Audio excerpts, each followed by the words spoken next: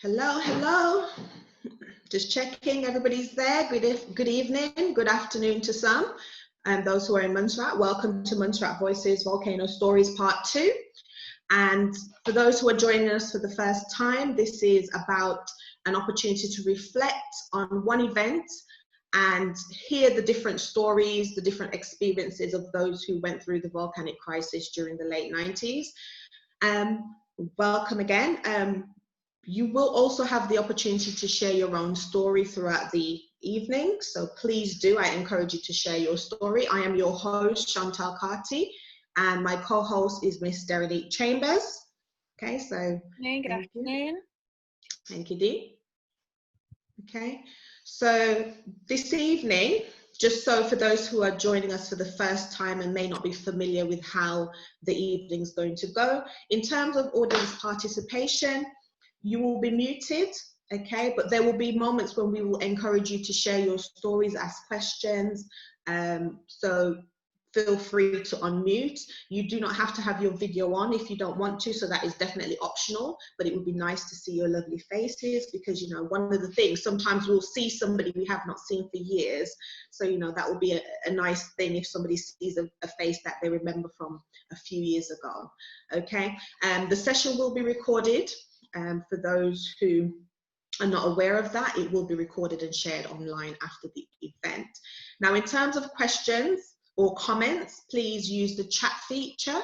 Derenique will be monitoring that, so she will definitely be able to interject and add your questions or your comments depending on what has been said. And also, when prompted to ask questions or to share your story, feel free to let us know that you want to do that by either raising your hand or clicking the thumbs up, okay? Now, to introduce you to this week's guest speakers. So we have a fresh set of faces this week. We have Christopher Fenton, we have Jasmine Martin, we have Dr. Gregory Julius, Charlene White, and Monica Joseph. And at this moment, I'm going to let them just introduce themselves and let you know, where they're from. So over to you, Chris. Hello, good evening, good afternoon, everyone. I'm Chris Fenton from Salem. And I lived in Montserrat at the start of the volcano from 95 until 97. So I left in September 97 and I'm now living in England. Good afternoon, good evening, everyone. I am Jasmine Martin. A lot of you may know me as Barbara. I am originally from the village of Corkill, but I lived in St. George's Hill in my little community called Baya. Tanti Birch is my grandmother and JD the chef is my dad. And I've been in the UK from 97. So I was in Montserrat for 2 years and experienced the volcanic activity. Thank you, John. Dr. Julius.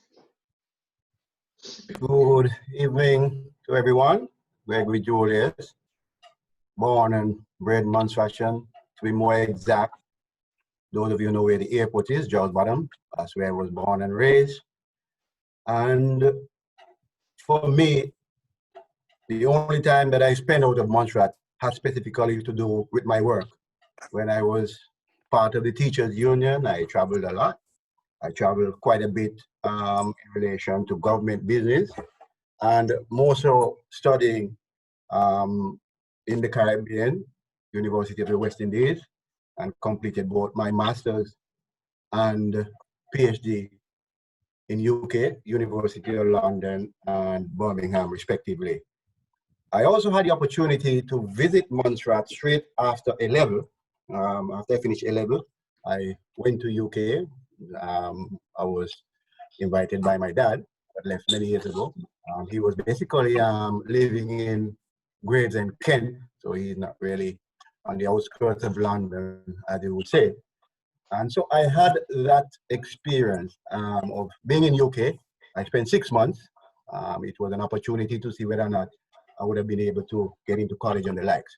So later on, I will share the fact that that experience helped me to determine whether or not it made any sense for me to make that move to UK, like many of my colleagues.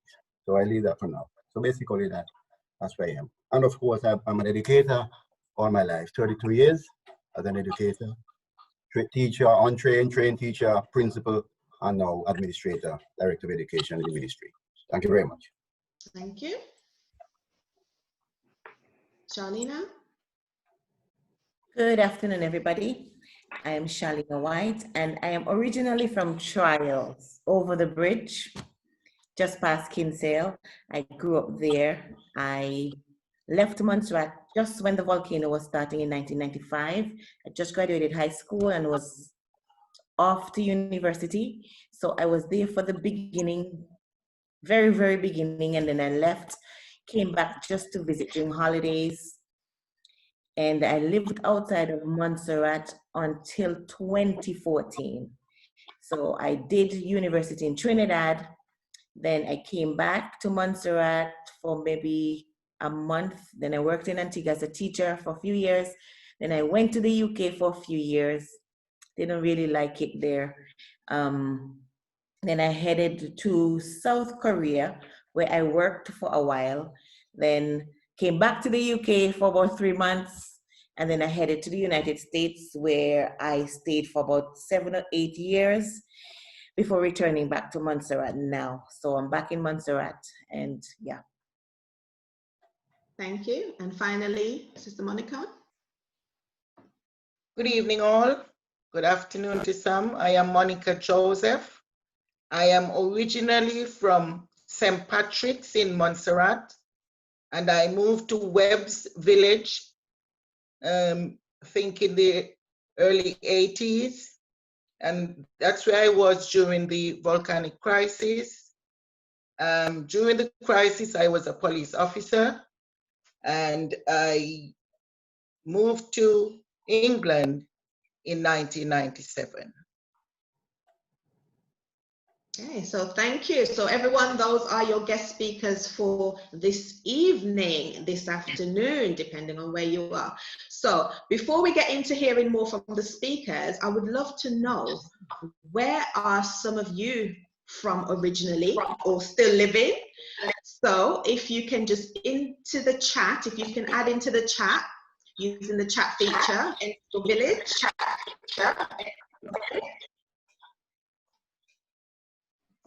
Okay. So in the chat, just enter the village that you're from. So I'm going to get right in there as well, because I have to represent.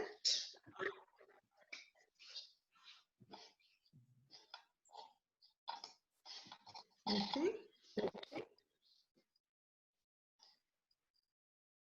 So hopefully you click on the chat and it will come up at the, oh, why is my thing sounding like this? Hello. Okay, that's a bit better. So click into the chat and enter the village that you're from. So I'm seeing some David Hill, Gerald's. Let's see what else we can see here. Amersham Village, loving it. St. John's, Webb's, Safari City. Yes, representing St. Patrick's. Lovely, lovely. So here's one I'm thinking of.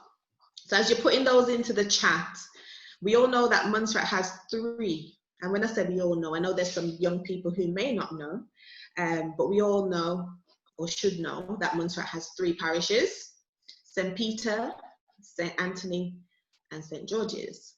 Now, I wonder, do you know which parish your village is in? Yeah, so we have a little quick pop-up poll that's going to pop up. Okay. So let's see how we're representing here in terms of the parish. So select the parish that your village resides in.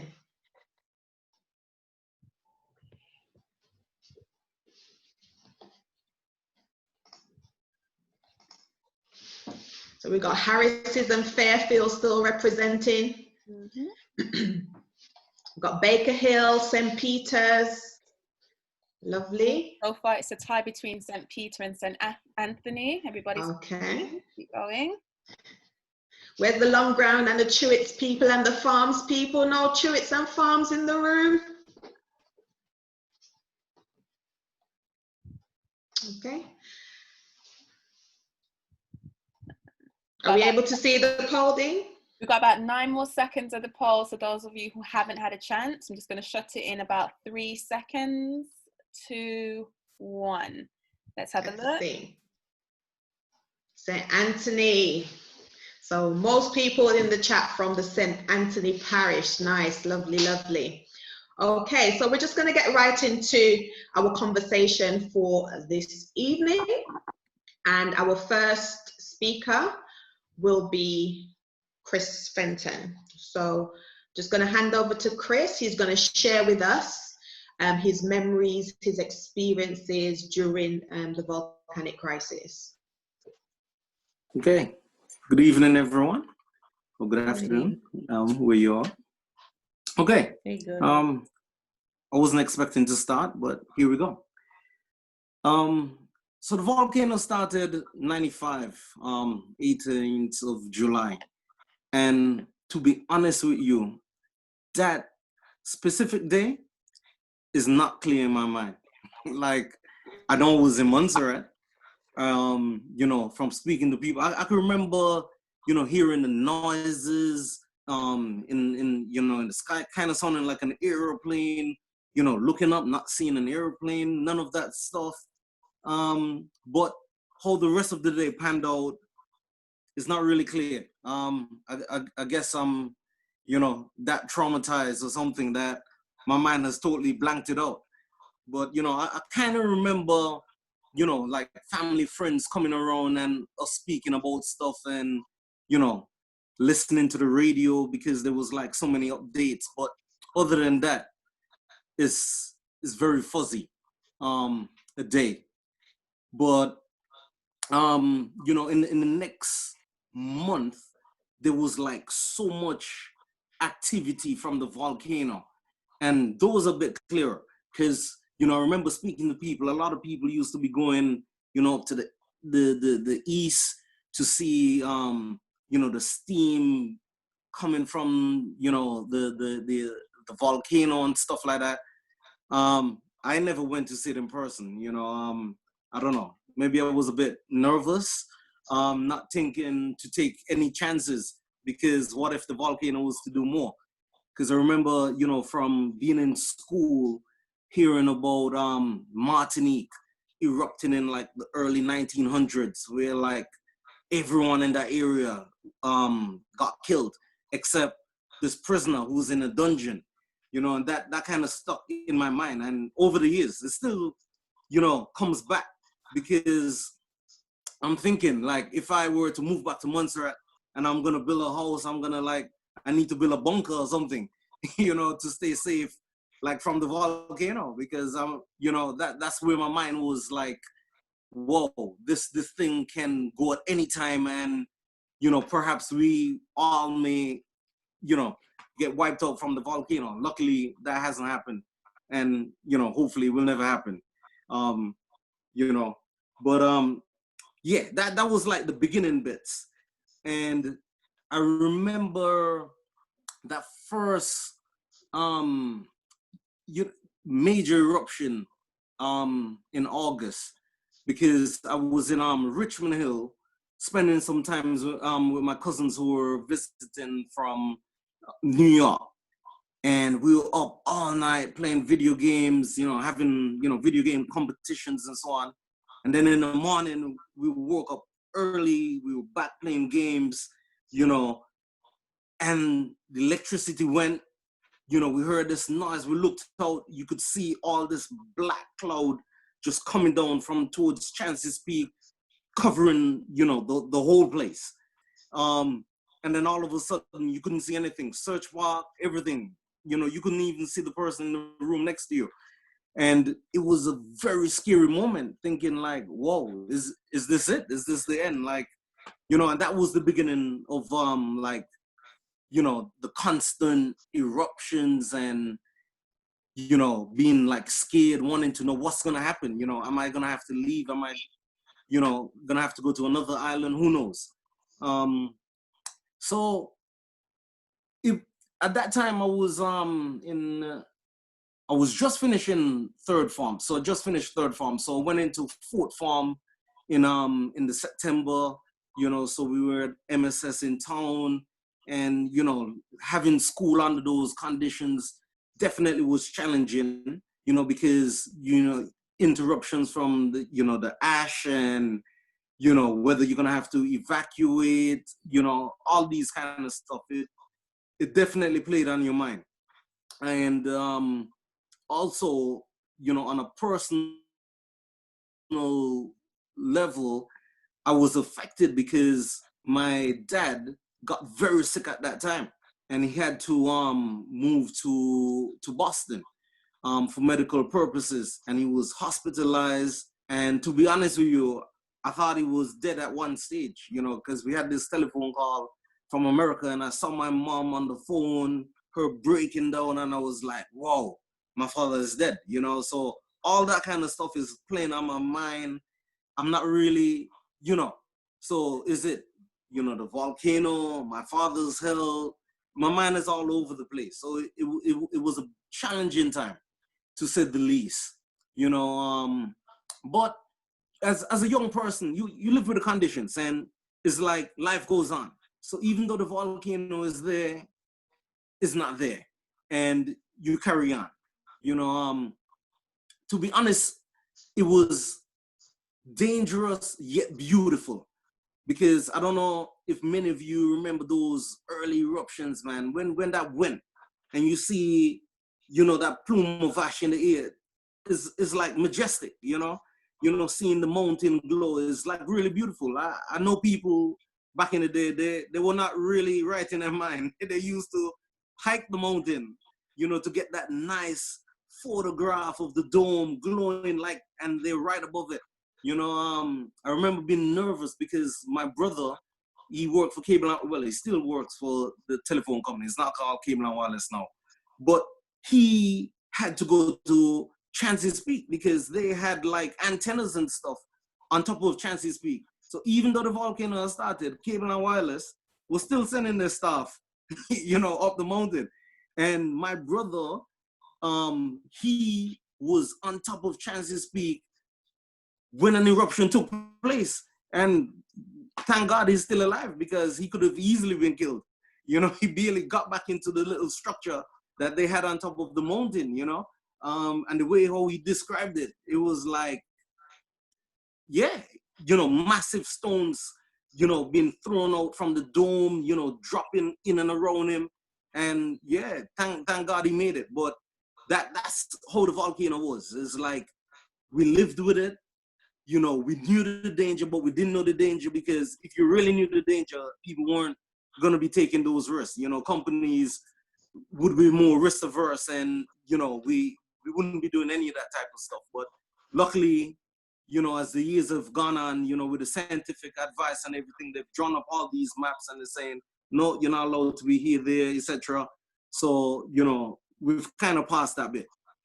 But yeah, my 10 minutes is running quick. But to be quick, it's like, to tell the truth, like when I was young, in that period, you know, even though it was panicky, it was fun. Because yes, we ended up, you know, moving town and everything, but town came to Salem. And, you know, as any Salemite will tell you, it's all about Salem City, the best place in Montserrat. So when Salem became town, I was in my element, in my youth. Because, you know, a lot of you, I don't know if you know me personally, but yeah, I'm from Salem. My mother is called Auntie Gwen, and she's one of the most strict people that you would ever meet in this world. So my life was kind of sheltered in a sense. You know, it was like home, school, church, and more church. You know, that was me growing up. So I definitely enjoyed when town came to Salem, because now I didn't have far to go, and I took advantage of that, because, you know, I had my regular activities. You know, I went to, I'm an Anglican, you know, I went to the Anglican church, so we used to go AYPA, which is like the Young Persons Association. I used to go cadets. So like at that time, when the volcano started and we moved to Salem, when school was in Salem, now we had to do shift school at secondary school. So I had to go to school in the evening and stuff like that.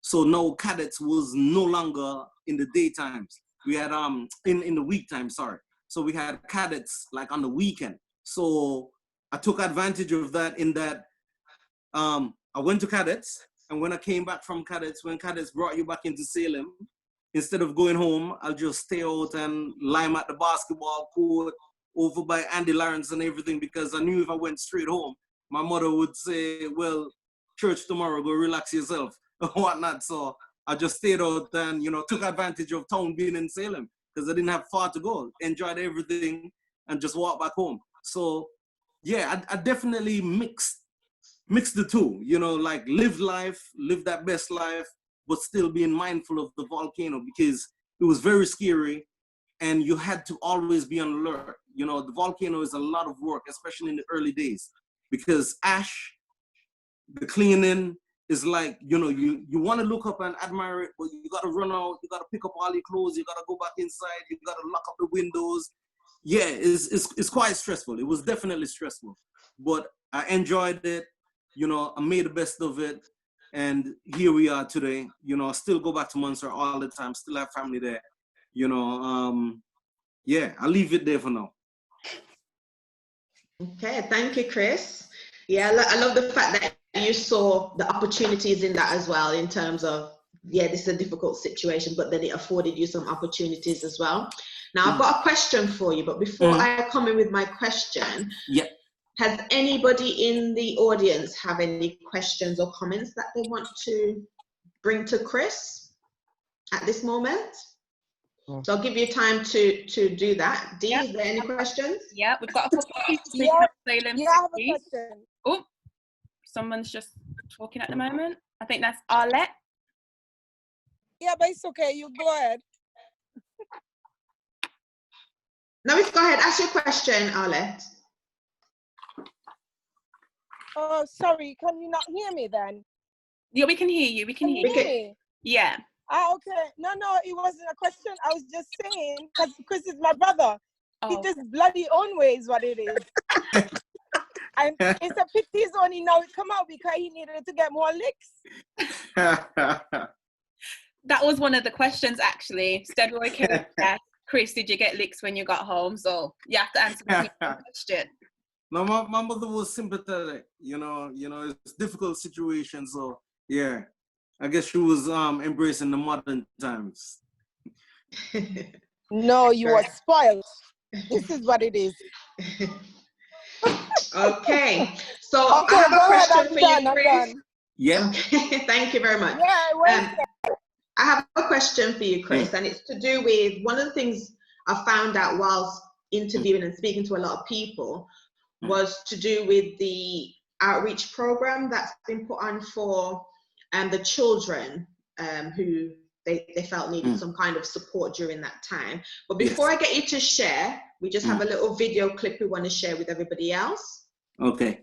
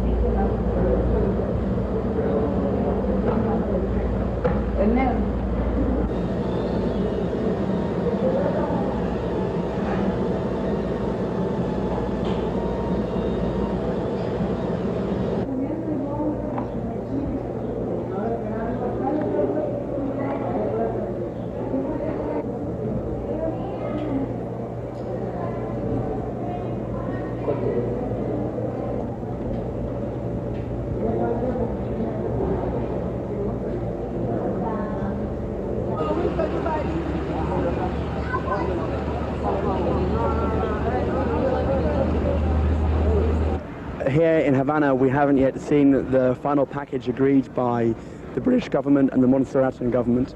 But what I'm here to do is we have 50 Montserratan children here in Cuba who the Cuban Red Cross are kindly putting up. They are not stranded here. They're here for 2 weeks on a stress relief holiday. And I'm here to let them know that the British government hasn't forgotten that they're here, that we're concerned about them.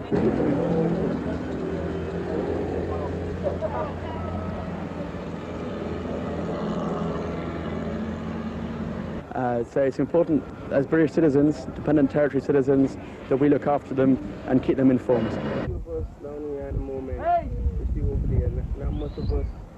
I don't. Oh.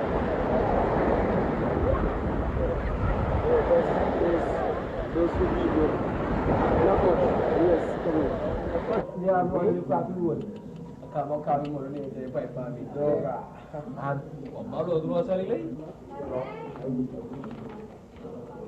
yes, I like here in Cuba, but I want to go back to Montserrat. it's a beautiful place, you know, nice beaches, beautiful girls, and so on, you know.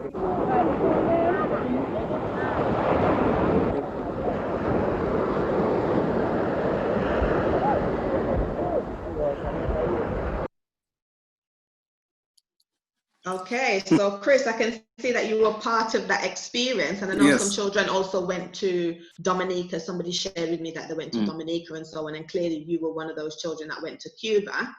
Yeah. Can you share with us a bit more about that experience?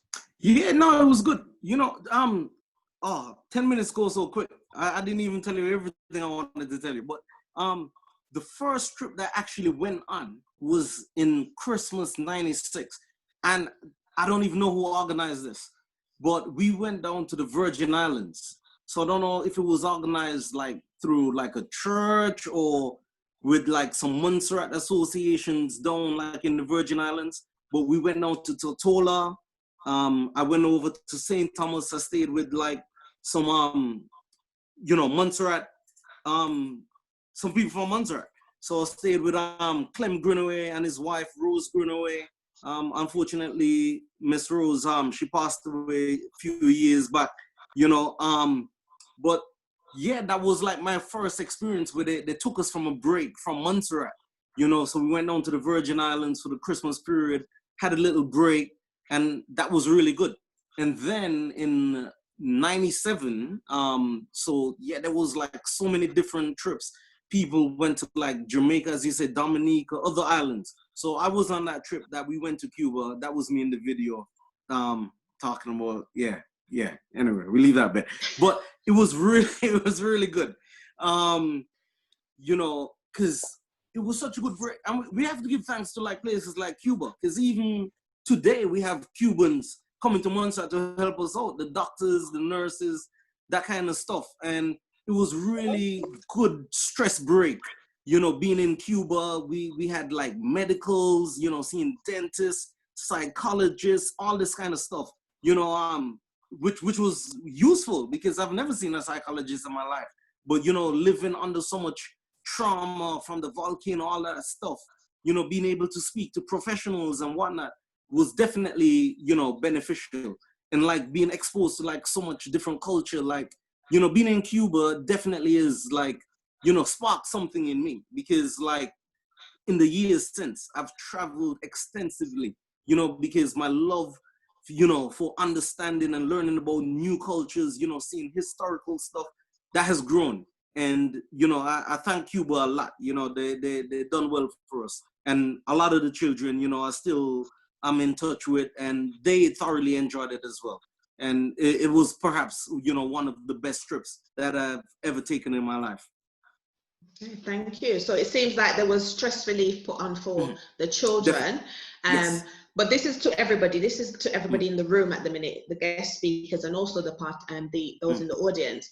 Is anybody aware of anything similar that was done for adults? So clearly they were thinking about the welfare of the children, the stress and the impact of the traumatic experience of the volcano on the children. Is anybody aware of anything similar, or even anything that was done to support adults who may have likewise been traumatized? Anybody aware of anything? You can put your hand up if you don't know, maybe because there wasn't anything maybe. But if anybody in the room knows anything, feel free to share. The comments in the section in the chat are saying that they only really know of the children at the moment. So I'm not sure if there's anyone else that knows of any adults. Okay, maybe something might come back as we carry on with the just to come in here. Okay. Mr. Just to come in Julius, here. yeah. Yeah, most of it actually was geared for children, because I myself, we took 50 students to Jamaica. We were invited by the Jamaica Red Cross. And just like my colleague mentioned about, you know, his experience, my experience, I've traveled extensively too, and up to this day, I mean, people wouldn't believe it when I say, but it's the best 2 weeks I've ever had in my life. And I've been to Chile, I've been to Singapore, and those were enjoyable places. But there were some things in Jamaica that I experienced that were not always in the cards in terms of the news. What you found though with the adults, it was more of stress busters release. That is, going up to Antigua on the ferry, organized trips by departments or ministries. So it was more of that sort of, so you know, the organized group, and they go to Shirley's Heights, things like that. So they did have something, but it was not as organized in terms of departments or agencies across, you know, member states. But they did have adults, you know, moving because they know a lot of people were under tremendous pressure and trauma in terms of work. So they went to places like, I remember one trip went down to Nevis, but it was a joint part of a cricket match. The Montserrat was playing Nevis. And as I said, I know they had joint ministries coming together, full the ferry, and go up to Antigua for stress buster. But it's slightly different to the children, because in the children kit, it was always an invitation by a country and an organized agency, and they had specific activities in place, you know, as Mr. Fenton was pointing out. So it was slightly different. Oh, okay. All right. Thank you very much. Could I just jump in as Yes, well? please. Yes. I think although that it wasn't as organized for the parents, I think the trips for the students and for the children actually helped some parents, because they had to move and they were living in shelters, they didn't have enough space. And so having somebody hold their children for a little while was actually a relief for some parents as well. So I think it worked for some people, having the children being taken so they can organize themselves and get themselves settled. So I think it worked out that way as well. Yeah, definitely makes sense. Okay, thank you very much. So we're going to now move on to our next guest speaker, Miss Jasmine Martin. So Jasmine, if you want to share. Hi, hello, good evening, everyone. Good afternoon. I've got lots of memories of the volcano, but if I just take us back to the date started on July the 18th, 1995, and my recollection of the version of events was, you know, periodically in Montserrat, they used to turn the water off from the tap. So as we had a bakery, as I said, Tante Birch is my grandmother, we had a bakery in St. George's Hill, and obviously we need water to carry on the day's course of business. And I remember her asking us, you know, the other children in the yard, to make our way to the stop tap to get some water. So we got our bottles, we got our buckets, and we made the journey to the stop tap to get the water. You know, we're children, we were 14, 15 years old, we're playing, messing about whilst everyone's taking their turn to fill their container with water. And we could hear this jet noise. We heard it a couple of times, and we just thought, well, oh, it's our neighbor who lives down the road. I don't know if a lot of you remember a chap by the name of Boogie, Mr. Eustace Dyer's son. He used to work at Customs, and he had flashy, super fancy cars. So he had like these mufflers on them that would make a noise. So we just thought it was him coming, didn't pay any notice to what was going on in terms of it was actually the volcano waking up. So we carried on, and, you know, within probably 5 to 10 minutes, we kept saying, but we can't see a jet, we can't see a plane, what's going on here? Anyway, we're making our way back home with the containers with water, and my aunt looked out the door and said, in, you know, traditional Montserrat speak, why you do on the road? Are you gonna hear the volcano erupt? Are you get back inside? No. And from there, it was just, oh my goodness, what on earth is going on here? And it was Rose Willock on radio and ZJP. Everybody, you know, it was like what turned from a calm, normal, typical day was absolute chaos in the space of, you know, that time period. And, you know, that's the first thing that will come back to me when I think of the volcano. You know, there were other memories in terms of you know, being at school, like Chris talked about, you know, at Church Road campus. And I could always remember us being in that state of readiness, you know, to move, to get on the go, because, you know, when you look at the mountain, it's right there, Church Road campus, it's in the path, and you're always in this state of, we've got to get going just in case anything happens. So although you're having your classes, you're trying to pay attention to what's going on. You know, it's just that constant reminder in the back of your mind that, you know, we are living with this volcano and we've just got to be ready to move, you know, at any time. And I remember it actually blowing the one day, and, you know, obviously panic sets in, anxiety. And I remember finding my sister, Melinda, a lot of you will know her, Melinda Johnson, and my best friend Arlene Bob. And it was just like, get them, we've got to go. And we jumped on the back of a pickup truck, Patchy from Corkhill, and we just headed as far as we could to basically run away from the volcano. And, you know, another memory, it was one evening, the volcano blew hot rocks, and my grandmother, Tante Budge, may her soul rest in peace, I could never forget, you know, my sister and I were petrified. And I had this white comfort blanket, and I remember getting it, and we used that as our mechanism to shelter us from, you know, hot rocks, the galvanized roof, you know, the fear of the unknown. We don't know what to expect. You know, no one in our house, in our little community buyer drove. So it's what's going to happen now. And my sister and I were under this blanket, sort of, you know, seeking shelter, and, you know, sort of looked at each other saying, you know, we don't know what will happen. Is this going to be the end? You know, you have your moments of kind of saying goodbye because you don't know what to expect.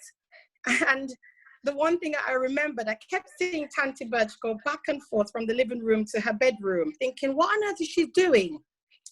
A lot of you know my grandmother. She's a funny little lady. So what my grandmother was doing, she tied a string underneath her bosom.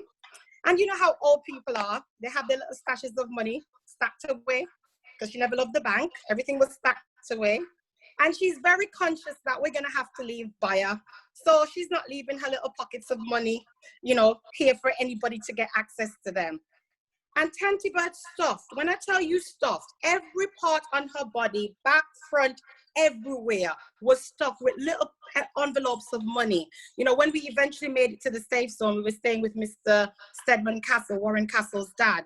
And when we untied Tante Budge, believe me, we could have bought 2 houses in Montserrat, because it was just, but if the volcano didn't happen, would we have known she had all of this stashed away? So, you know, it's really, really bad, vivid memories, but some good, happy thoughts out of all of what was going on.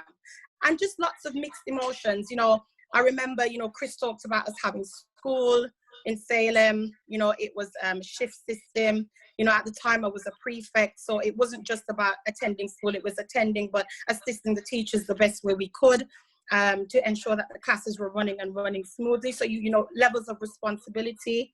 I wasn't as free as Chris in terms of, you know, being able to go out and roam, because, you know, sort of, you know, a lot of you that know me know that it was all about work from a very young age. You know, my grandmother and dad had the bakery. My mom also had a restaurant in Salem. So it was like shift work for me. I was, you know, in the mornings helping Dad and Tante Budge to get ready, but then in the afternoons before school, going to Salem and helping Mom with the restaurant so I could go to school in the evening. And, you know, just even having that, I sort of think it disciplined us in a way, because you have that structure, you have to be organized. But then, you know, as I said earlier, I left in 1997. But not sort of straight away. I remember leaving on the day with the eruption that killed the 19 Montserratians, and may their souls rest in peace. I actually left to go to America for my 6-week summer holiday. I remember leaving on the helicopter, because by then we didn't have an airport. And when I got to Antigua, I just remember looking back and seeing this massive explosion. Obviously, I left right in the heat of everything happening. And, you know, obviously, as a young person, as I said, I was 14, 15 years old. It's the worry of what's happened to everybody, what's happened to Montserrat, what's happened to my parents. You know, I've left, and a little bit of guilt, although I was young, a little bit of guilt because I've left that situation, and now I don't know what the outcome is or was at that point in time. And, you know, although, you know, as I said, I was leaving to go to America, you know, going to America at that age was a big thing, you know, the happiness and the joy, but also that sadness of not knowing. And actually, I didn't find out what the outcome was of the explosion until I actually landed in Miami and managed to make contact back and found out. So imagine going through that long period of time of not knowing what's going on. So, you know, as I said, some good and some bad, but, you know, we're here, we're living to tell the tale and talking about our experience. Okay, thank you, Jazz. One of the things I heard both you and Chris say is having to go to school in the evenings. When you say evenings, what time are we talking about? So if I remember, I think our shift started at 1:25 in the afternoon. So I think it was fourth and fifth form. Fourth to sixth form went to school from 1:15 in the afternoon till 6 in the evening. So that was our shift. We had the second shift. Oh, okay. Yeah. Okay, thanks for clarifying that. Both of you happened to move overseas and migrate to England. When you came to the UK, what did you find most challenging in terms of settling in and starting over? Everything, every single thing. The weather, obviously, massive factor because we've lived in the Caribbean, the hot tropics for all of our lives. You know, the UK's way of living at the time when we came here, no disrespect, just felt like it was backwards, it was slow. You know, as I said, you know, a lot of the times for me, because my brother was living in America, it was going to America, so I was accustomed to that way and what to expect. And it wasn't that, it was, everything was different. What we called, you know, one thing was something else here. It was just getting accustomed to that culture and that way of living and that swap. And this is going to be it because, you know, no one knew what was going on. So, you know, missing your parents, as I said, I came here, my mom was in Florida, my dad remained in Montserrat. Main driver for me coming here was because of my grandmother, because she was ill at the time. So it's sort of automatically becoming an adult, although I was still a child. And that level of responsibility, you know, with obviously coming with Tanti Birch at that time, I think she was about 80, you know, she had her health problems and having to become, you know, the adult and sort of get on with it. So, yeah. Anything you want to add, Chris, or? Sorry, in terms of? Coming to the UK, what did you find most challenging? Well, it was a total different experience for me. So in the 97, you know, where Jasmine is talking about that eruption, when she was leaving, I was actually having an exam. So I was doing my CXC exams at that time. And there was this massive eruption. The place, you know, electricity went dark. So we had to pause our exam, shut the windows, all of this stuff, and then continue the exams. And then after that, you know, I've gone out to then find out that people have died. And one of my classmates, he got injured, like in Carkill, he got burnt up from the mud down in the river, got shipped out to Guadeloupe, and I'm still having to go home to study because guess what? I have more exams. So yeah, it was a crazy time, definitely, you know, going through those experiences. But in terms of coming to England, it was a little bit easier for me because my mother sent me to England with a family friend. It was like Jasmine, my plan was probably America, or if I stayed in the Caribbean, maybe St. Kitts or something. I had no intentions of coming to England because I don't know anyone in England. Like, you know, in terms of like close family, like all of my aunts, you know, cousins, everyone is America side. So England wasn't really in my mind. But luckily, my mother sent me with, you know, one of, you know, her colleagues and her daughter. And we stayed with some other family friends when we arrived. So I had that support system. And, you know, thank God for them, you know, the Holzen family, you know, Mrs. Thomas, I thank them a lot because it was so easy. It was like literally, I left Montserrat, you know, so when we came back from Cuba, I landed in Antigua. My sister lived in Antigua. So she met me when we came back from Cuba and she's like, you're moving to England next week. And I'm like, what? you know. So that was like my first thing. So I went to Montserrat, I had to pack up everything, books, clothes, whatever. Next week I'm in Antigua, waiting for this flight. So I turned 17 on the Thursday. Friday, fly out of Antigua. Crazy flight because I've never been to England before. And it was like I was on B-Wee. And it was like a weird experience because I'm on the back of the plane. And in those days, you could smoke in a plane. So I'm literally right by the smoking section. I was like, what? This is like, I nearly died in this flight. It was like crazy, never seen this before because I've only flown to America. And I'm sure those flights were non-smoking. But this flight to England was a smoking flight. It doesn't happen anymore, thank God. But that was a weird experience. But I touched down in London Heathrow Saturday. And luckily, the family I was staying with, they lived 5 minutes from Heathrow. So it wasn't any long journey onwards. But the Monday, I went to a school for interview to do my A-levels. And on Tuesday, I started school. So it was like straight transition because, you know, everything was sorted out, you know, and thank you very much to that family. You know, they done, you know, a lot for me.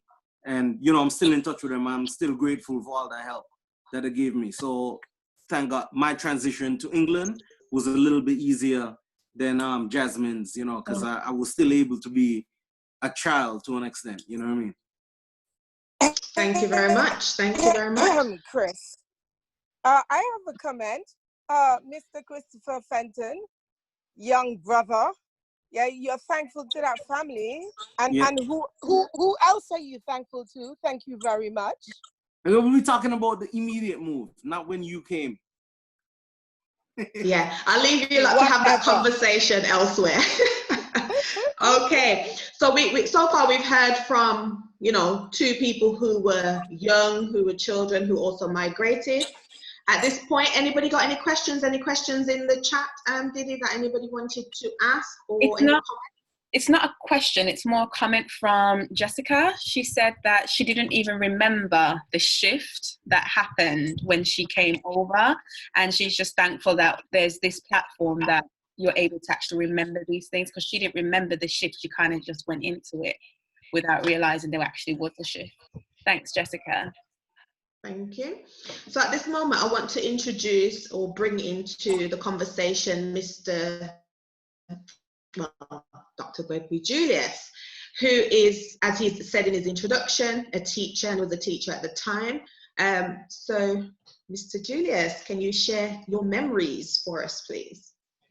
Yes. Good afternoon, good evening again.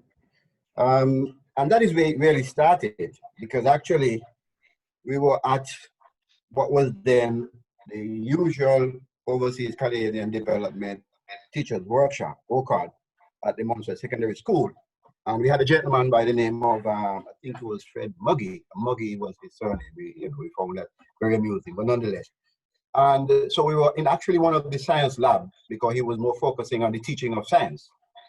So we were in the science lab, but we recognized that some of the teachers, they went into town back and forth, and they came back and they had this light ash on some of the vehicles. So we were wondering, well, what was going on? And then we realized, and the whole talk began, that, you know, the volcano started spewing light ash. And the gentleman at that time, he really got scared. I mean, actually, he probably turned red at the time. And, you know, so after that, we had to close. We closed the workshop. So it was perhaps, I think, towards the early part of the second week, was usually 2 weeks. So we closed the workshop and then we went home. So in actual truth and fact, my experience with the initial experience with the volcano started really, you know, within my work. And then of course, things started happening, you know, the different vents start opening and all the different news and the whole gamut of things. But for me, I had another experience, because after that, I was part of the teachers union. And so we went to Dominica late early August for the biennial teachers conference, which Dominica was hosting. And when we got there, Mr. Colin Riley was the president at the time. Mr. Calvin Riley was the treasurer, and Mrs. Zelma Truitt White, she was the secretary, general secretary, and I was the vice president. The morning of the conference, the opening ceremony, we heard that there was an activity that came and, you know, caused some havoc in town, where the ash came down and covered the Plymouth area and a lot of people were scared. I told my colleague that I was very uncomfortable and I was not going to stay in Dominica for the workshop. And so the second day, without any book flight, I came down to the airport in Dominica. It was Canfield at the time. And I stood there for almost 3-4 hours until I get a flight into Antigua on a twin otter. When I get to Antigua, I couldn't believe, lo and behold, I was wondering if the entire Montserrat population was in Antigua, because there were so many people at the airport from Montserrat, and I was a bit lost. Anyway, I decided that I'm moving home, I'm going home, that's my plan. When I went to the counter, the check-in clerk said to me, Mister, you cannot go to Montserrat because everybody is leaving Montserrat. I said to her, Madam, if you look into my passport, what do you see? I'm a Montserratian, and nobody can stop me from going home. That was the first time I met Dr. Ambe, the Cameroon scientist who was here in the early stages. So Dr. Ambe, sorry, and myself came down on a 50-seater because, you know, I'm coming home. When I came to the airport, again, another commotion. So many people were there trying to get out. It was chaos. I just sat down on the outside for about an hour to catch myself because I couldn't believe what was going on. And I think that is what perhaps inspired Arrow to sing that song about, you all know the song that he sang about, you know, leaving and whatnot and so on. Anyway, I got myself together. I had a sedan Datsun car at the time. My uncle Brad came from the north, picked me up.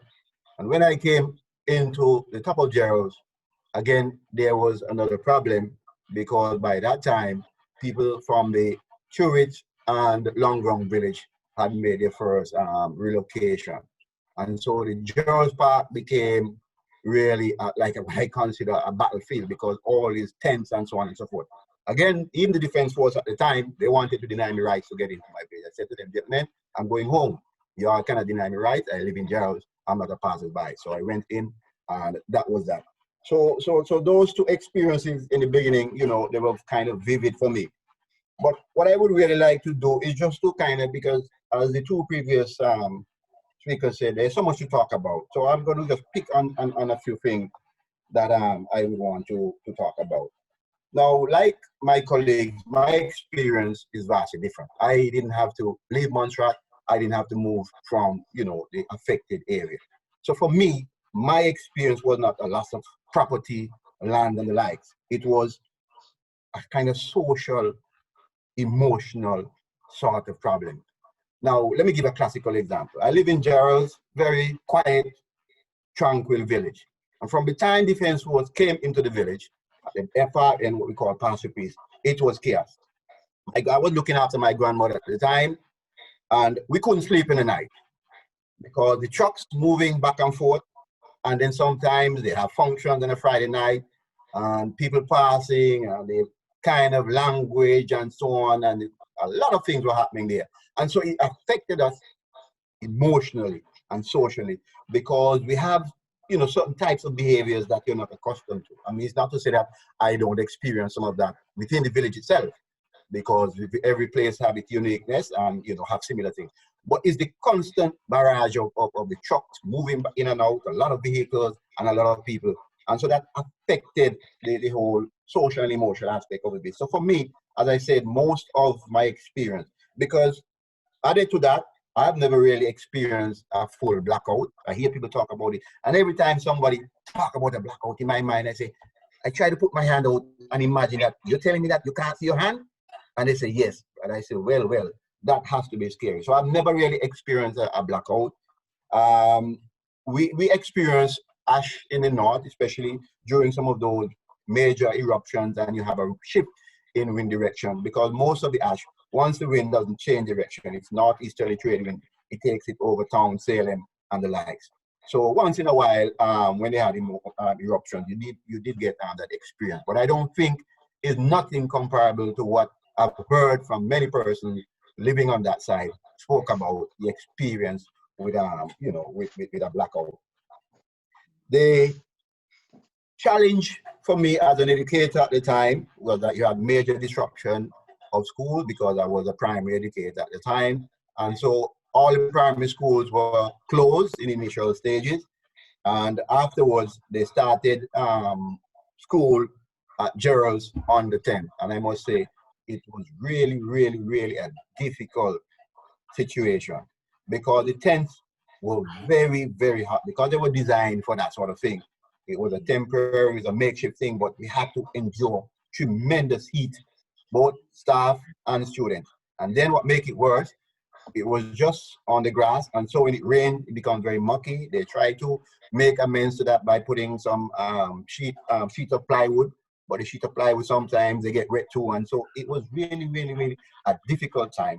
But I think that the teachers at the time, we all tried our utmost best, because we understood the importance of education in emergency and trying to continue, the education of the children. It was even difficult for some of us, because again, some of the children coming from different areas, different backgrounds, different types of behaviors and so on. So we had to manage all that.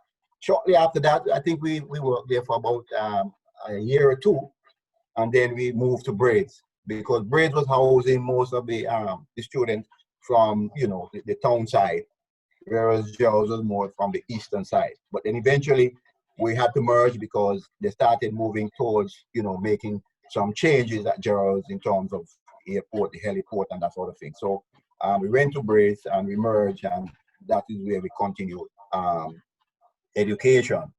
By that time, you're beginning to have some major eruptions. And so a number of teachers left Montserrat, and they relocated.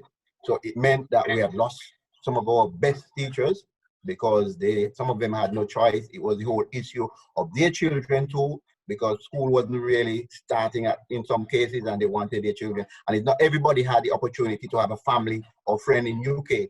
So some families, they had to split. The mother go up with the children to try to continue the education. And so a lot of that was happening at that time. At that time, to 97, Mr. Colin Riley, who was then the president of the Montserrat Union of Teachers, he left and went to relocated to Anguilla. He took up job there. So I became the president of the union at the time. And it was really, really difficult, because at that time, a lot of issues that were affecting the teachers and of course the students. Spacing was one of the major issues. That is why the two other colleagues spoke about the shift system, because there was not enough space available to house school. So you had to have shift system. And so another aspect of that was when I mentioned about the 50 students, because I recognize that while we sometimes focus on the adults, many of the students were experiencing some really traumatic situation. It is something that they're not accustomed to, their lives totally disrupted. We all remember the stories of people staying in the shelters, the churches and the likes and so on, and how difficult that was. But for me, one of the most memorable events was that recognizing that so many of the youngsters in the afternoons not having anything to do and just up and down the streets and so on, I asked myself the question, as a teacher, what could I have done? I thought of Scout. I wasn't really a seasoned or experienced person in scouting, but I know Mr. Joseph Mead was a Scout master, and he was very much involved in the Scout movement. So he was still teaching, but more or less on the retired end. And I went to him, because he was living up in St. John's, just around the place we call Yellow Hill. And I said to Mr. Mead, what can we do for these youngsters? How about for us to start the Scout movement? And we put our heads together And I know with his expertise and my experience with dealing with young children, you know, as a teacher, and we came together and we started off with a small grouping, and we ended up, we had 42 boys. So that we brought Scout back, we represented ourselves at the parade and so on. But it was a channel for the boys to engage in something positive, because they were taught, of course, scouting skills, but at the same time also life skills. And we had engagement with some of our other member territories and so on. So for me, that was one of my most memorable experience and positive thing in the Volcano, you know, starting Scout movement and getting going for the sake of the youngsters. And many of them, even up to now, they meet me, even when I was in UK and so on, and they always thank me for those experiences in relation to Scout. I would also want to touch base on, for me, why not UK? As I said, I had the experience of going to UK for 6 months, and it was really a pathfinding mission. Holiday to some extent, but it was also a pathfinding mission. I really wanted to be a pilot, and I know that there was a school in Bedfordshire, a flying school, and you know, I had my subjects, but I only realized that, you know, those kind of careers, if you don't have the money, or your parents or family don't have the money, it's going to be very, very, very difficult. And at that time, my father, he had just bought his house. He was renting in a council flat, and he just bought his house. And I recognized it would have been very difficult for him to really deal with that. So I enjoyed the 6 months. I used to go to places where they used to call it the Civic Center at that time. It's changed, or they call it, I don't know what they call it now. And, you know, but I looked around and I realized, you know, for me, the fact that I had to, if I was going to benefit from anything, I had to be living in England for 5 years. And I said, no, I don't think I could really do that. And so I left after the 6 months, returned to Montserrat, and I tell myself, simple as this: England, I wanted England, England didn't want me, so I am not going anywhere again. So that was one of the main reasons. So if I didn't have that experience, I think it would have been a more difficult decision, but because of that experience, because as I said, the 6 months I was there, I moved all around. I traveled all around, I observed, I was enjoying myself, but a lot of people don't realize I was really seeking out what was happening, see how people live, what was going on and so on, because that was really, really useful to help me determine whether or not. But even in Montserrat at that time, 95, I had finished my teacher training, certified, and was looking forward to do my BEd. So I was kind of set. Although at that time too, I still had the challenge of, I was dating my now wife, and all her family was in UK. And you know, we started discussing and say, well, Greg, what are we going to do? Are we going to go to England? You know, so I had to deal with that too. And you know, but I made a decision in the end. And my grandmother was also in the picture, because I was looking after my grandmother. And so I didn't want to leave her. And I know it would have been very difficult to take her to England at that time. So those were some of the reasons why I really didn't go to UK. Now you have some people from the north who left and went to England, and people will question why. You know, they weren't affected as some of the persons from the other side. But people must understand that they lost their jobs, because majority of the persons were working in Plymouth. So they lost their jobs. They had no work, and so they picked themselves up and moved. And because I had a job too, you know, I felt there was no need for me to really move. So I never really left Montserrat because, as I said, of those particular reasons. I only leave most times for my studies, more so my BEd in Barbados, my master's in UK, in London, and then my PhD in Birmingham. One of my closest experience with the volcano had to do with the major eruption that buried Trans. I was actually at the port picking up a little parcel that came from St. Thomas, because by then a lot of people were getting their little packets and so on, because things sometimes weren't plentiful in Montserrat.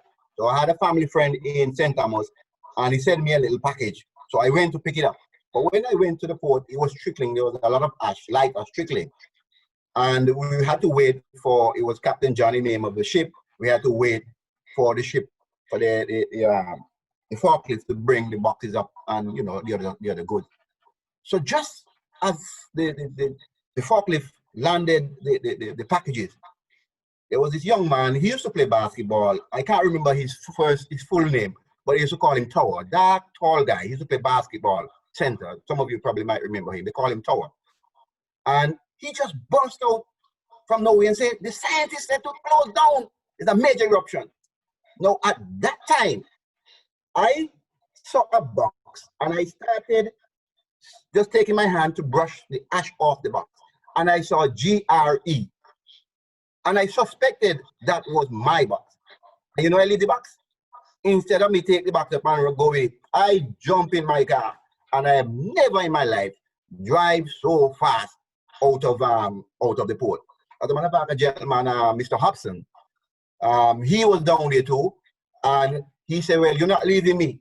I don't know where he got the water from. He threw the water on the windscreen because by that time the windscreen was full of ash.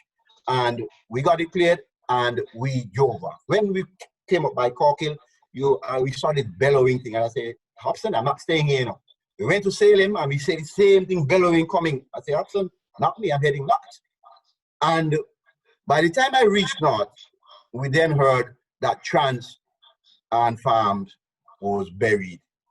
And so that was my closest experience at that time with the volcano. And little do you know, I have never been back into town until last year, July. So almost 20-something years. I was one of the very few persons. I know a lot of people, even from the north and so on, different places, going to town and visit and so on. I always have pictures.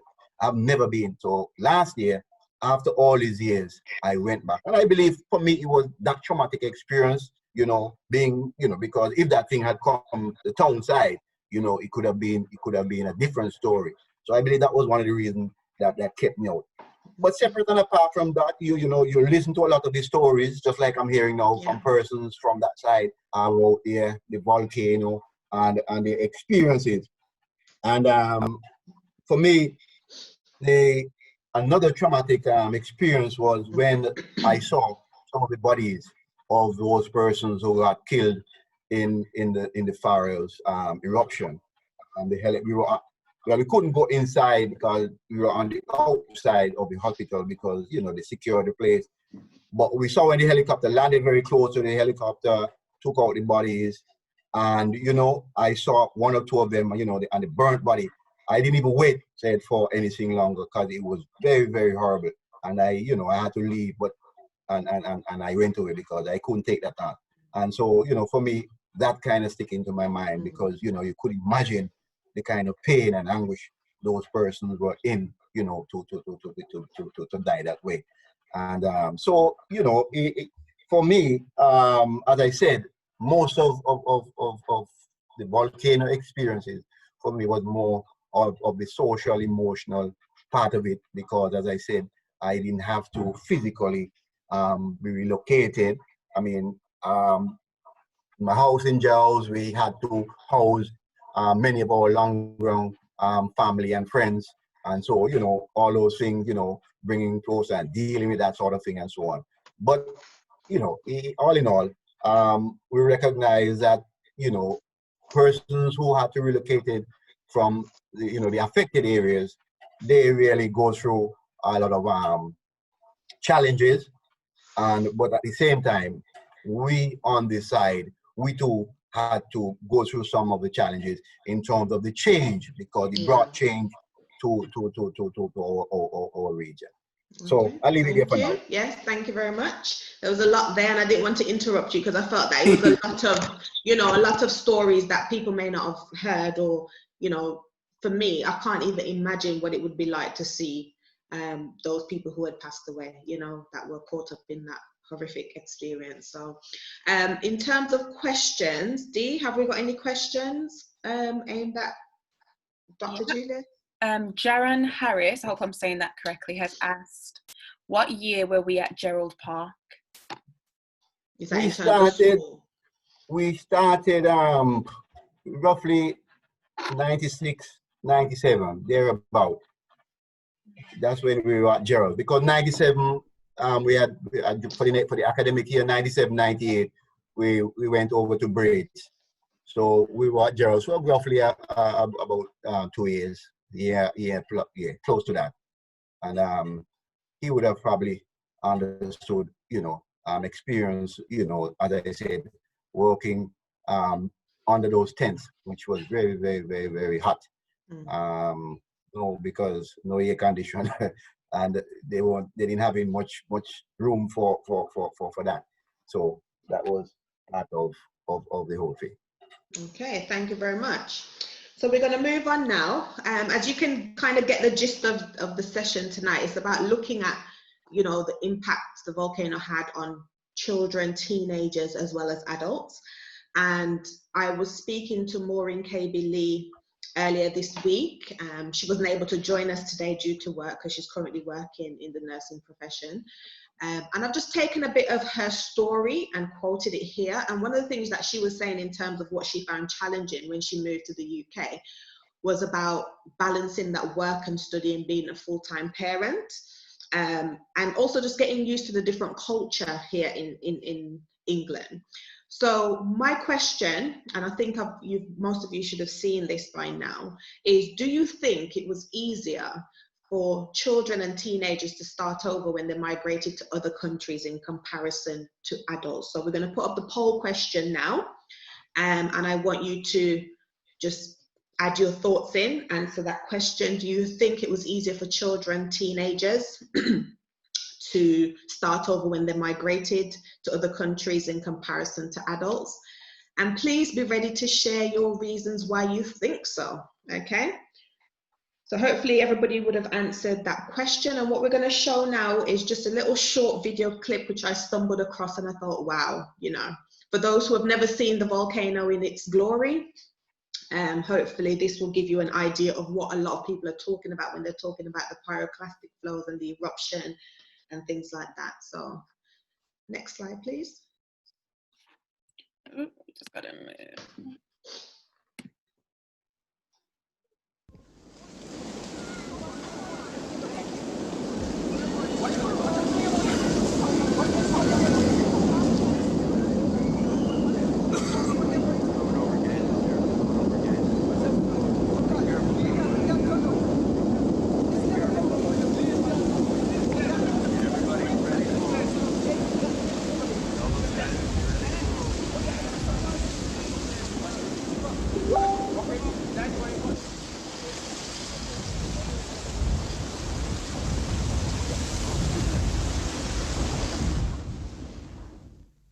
So this is what everybody is running from, and this is what we have to clean every day.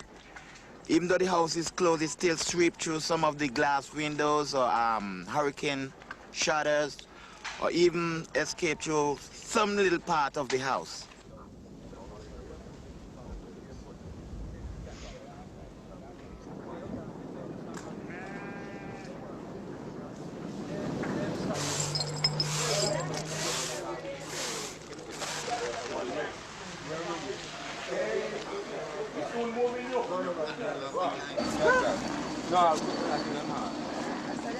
Come.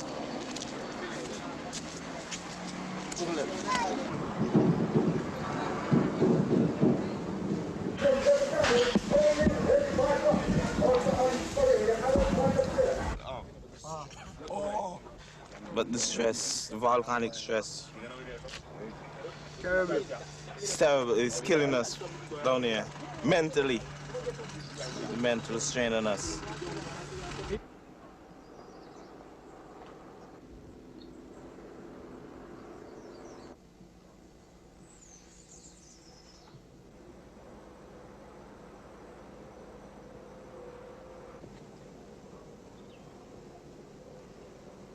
It depends on what happens in the mountain.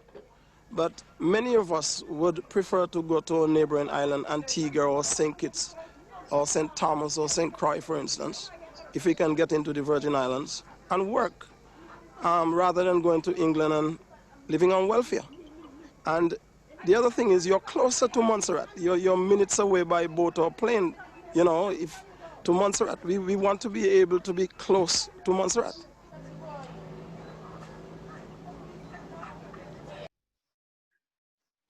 Okay, so that was just a short video giving those who've never really seen it, you know, an idea of what we've been talking about over the last few minutes in terms of the volcanic eruption. At this moment, I'm going to bring in Charlena to share her story. And having spoken to Charlene, and she's probably going to say this, but I just really wanted to say this, is, you know, we've heard from Jasmine, we've heard from Chris, and they were young people on Ireland who migrated to the UK not long after things happened.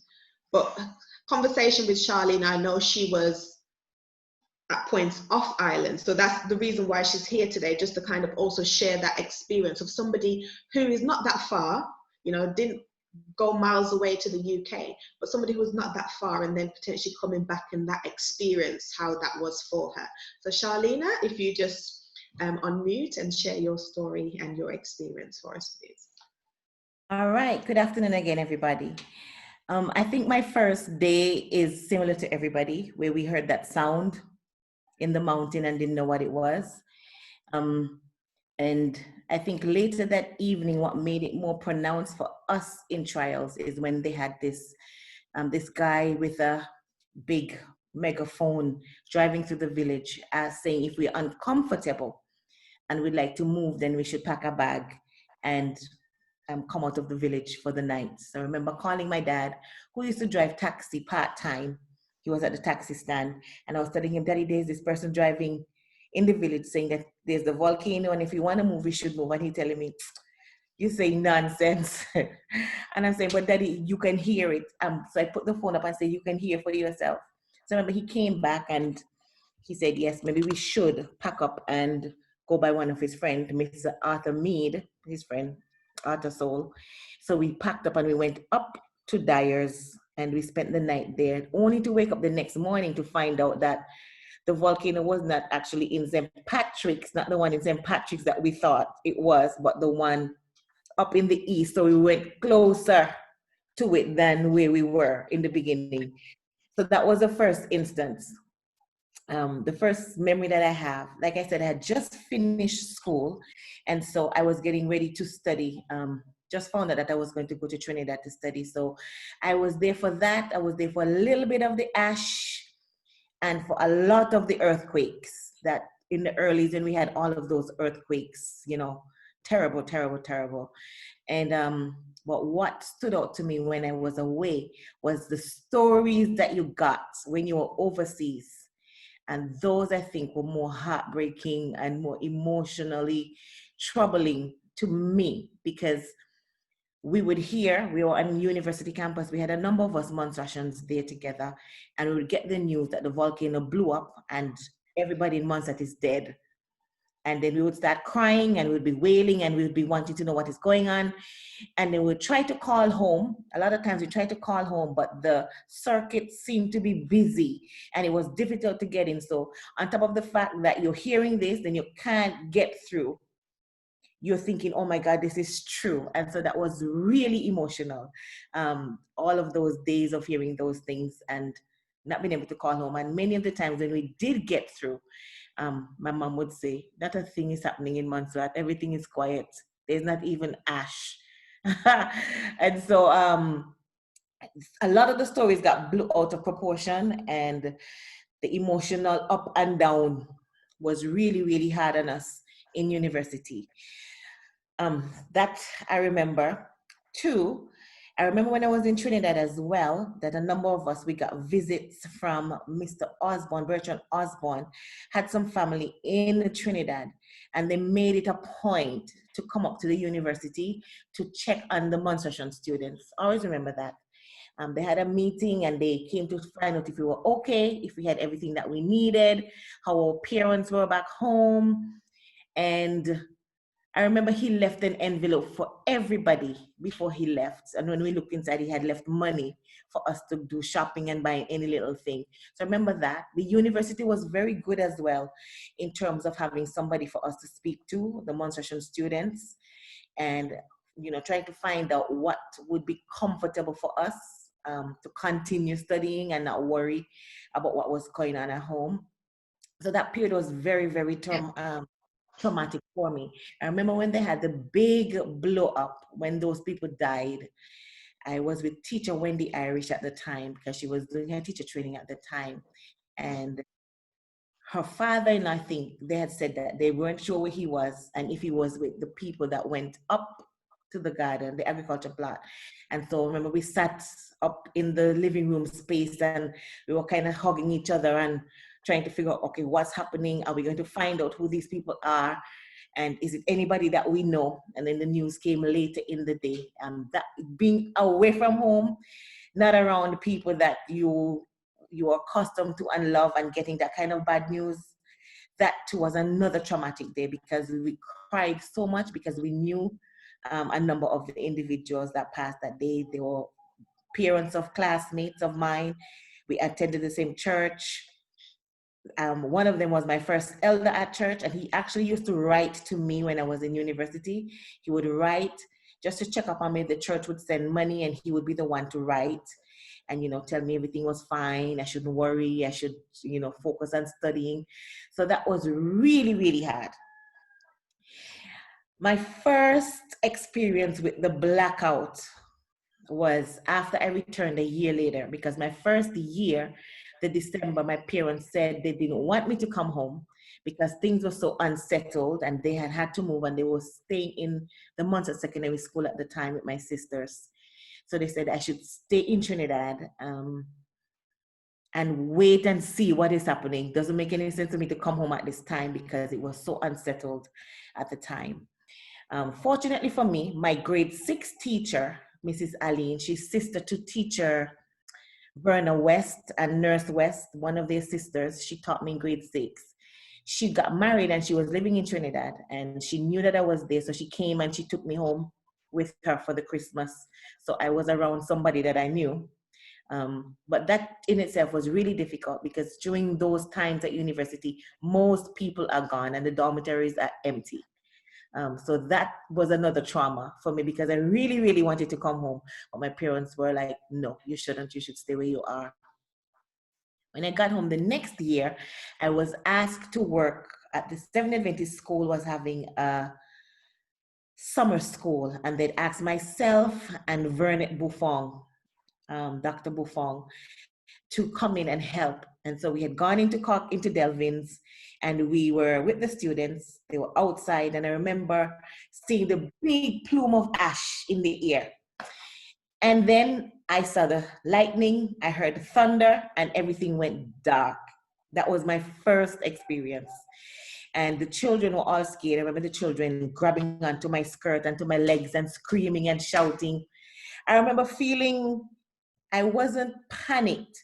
Remember, my mind was racing, but because the children were there, I remember that I had to stay calm.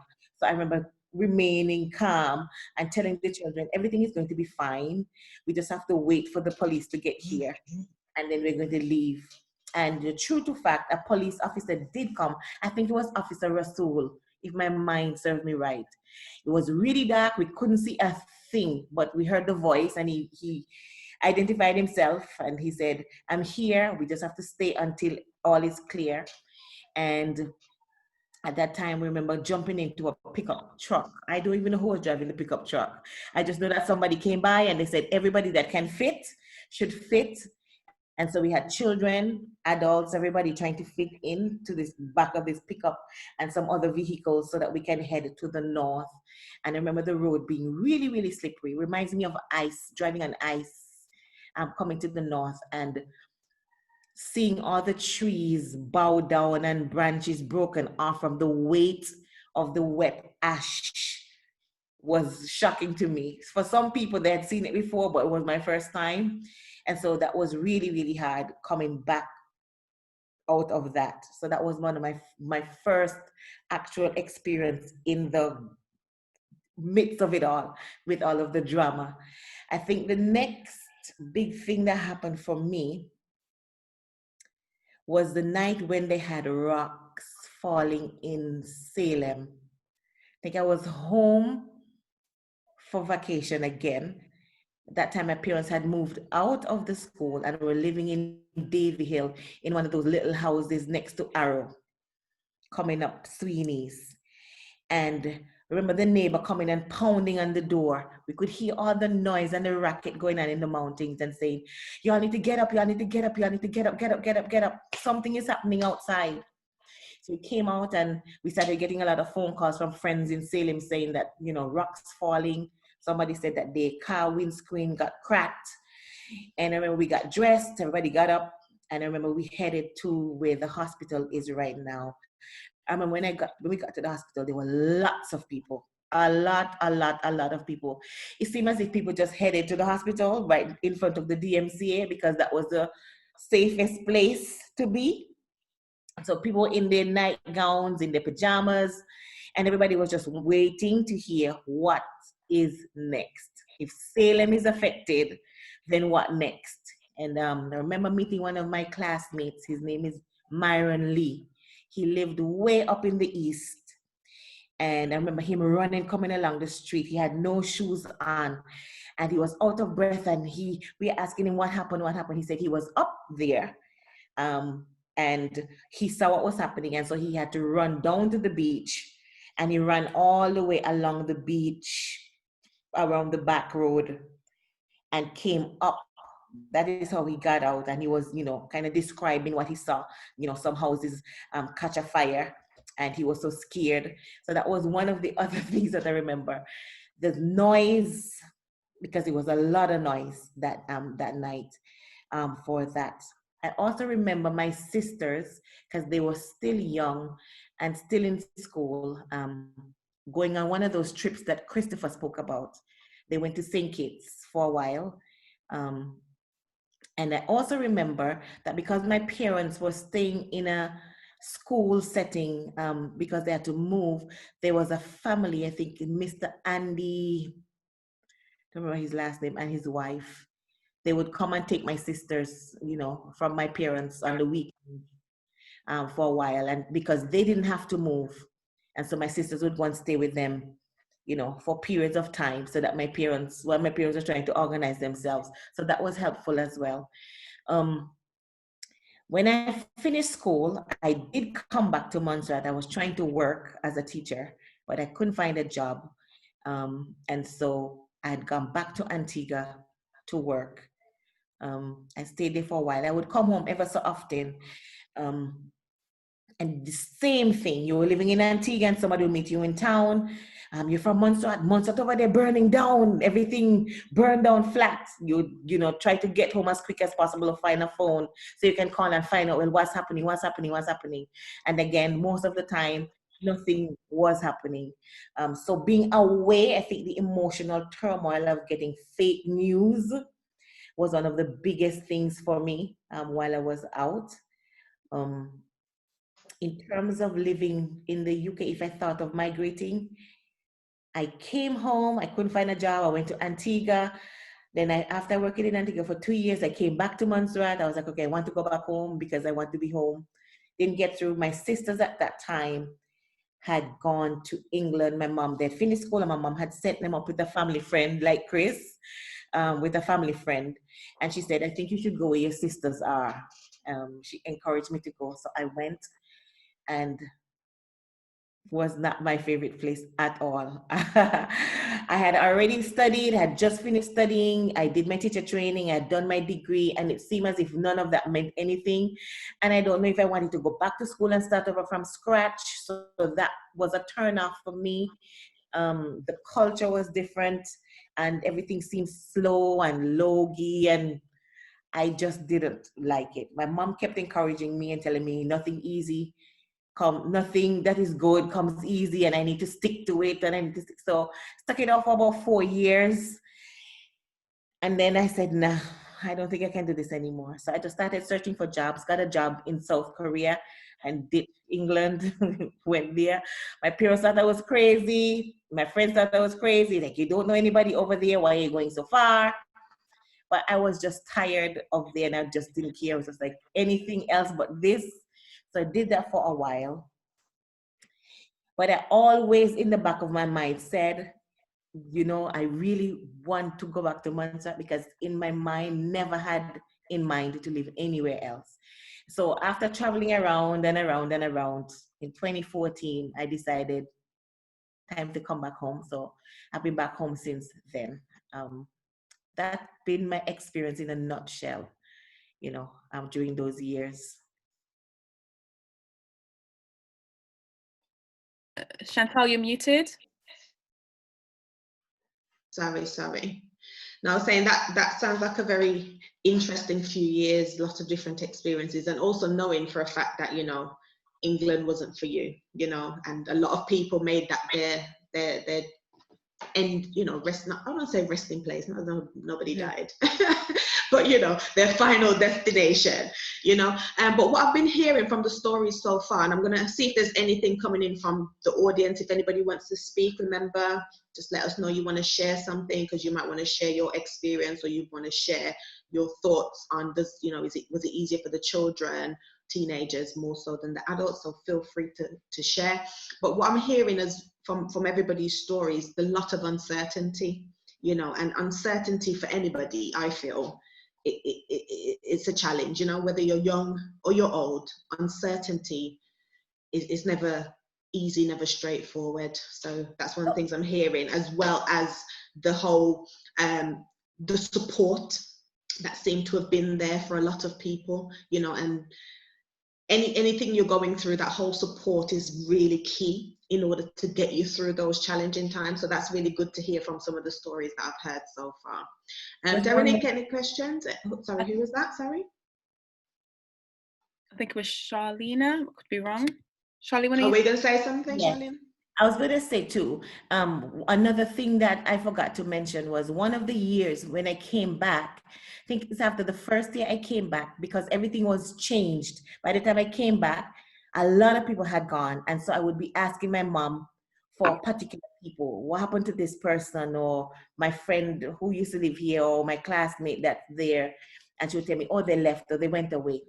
And I remember asking for this particular young man that was my neighbor in trials. And she told me, I think this was about the third year when I came back. And she said, he didn't know that he died. And it was like somebody took something really hard and hit me. I lost my breath. And I started to cry. I just sat and started to cry. And she's saying, but it happened about a few years ago. I thought you knew, but I didn't. And so missing people, not knowing where they were, missing out on important events that happened while you were not there was another thing. Finding out like years later that this happened to that person, this person is no longer here. You know, it's, although for everybody else, they had already dealt with it and the emotion of it, and now I am catching up with it. So that was another hard one, being out and coming back. Yeah, thank you for that. Derek, over to you. There's some comments for Charlene, actually. They're saying that you were really brave to move to South Korea. So that's for you. In regards to the poll, I'm just going to share the results of that. And the question was, do you think it was easier for children and teenagers to start over when they migrated to other countries in comparison to adults? And overwhelmingly, a lot of you said yes. It was, and one of the comments that was left in regards to that poll came from Dwayne Castle. He says, regarding the poll, yes, because the perspective of the volcano experience as a child or teenager was one of excitement and adventure. For adults, it was the grim reality of having lost their homes, jobs, villages, loved ones, and the way of life. Adapting to a new country was tougher for adults, because despite all their hard work and achievements in Montserrat, they had to start over from scratch in the UK. Quite a traumatic and depressing experience for quite a few persons. Thank you for that, Dwayne. Thanks for sharing. Think of your questions, please. We're going to come back to you in terms of that question, because obviously a lot of you said yes, and there must be a reason why you think yes. So feel free to share that. But while you're thinking of your questions and getting the confidence to kind of verbalize that, we're going to introduce our last speaker and guest speaker, which is Monica Joseph. So hand over to Monica Joseph. Good evening, all. My name is Monica Joseph. I'm originally from St. Patrick's in Montserrat. And during the volcanic crisis, I was a police officer, but I was living in Webbs. And at the time of when the crisis started, on the 18th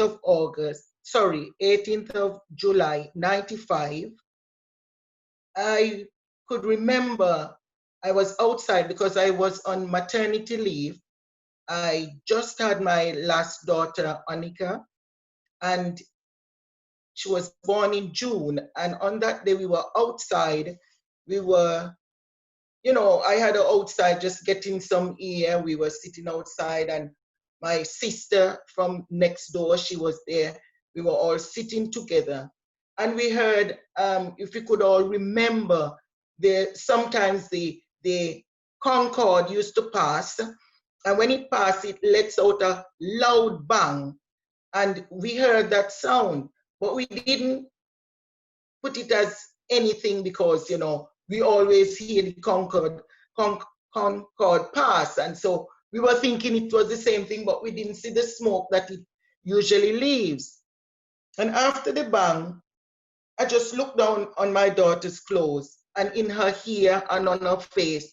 And I saw some thick, you know, like mud on her clothes, on her face, on her hair. And then my son before her, Julian, came to me and his head was full of mud and their clothes full of mud, all the children outside, my clothes as well. And I was saying, what is going on?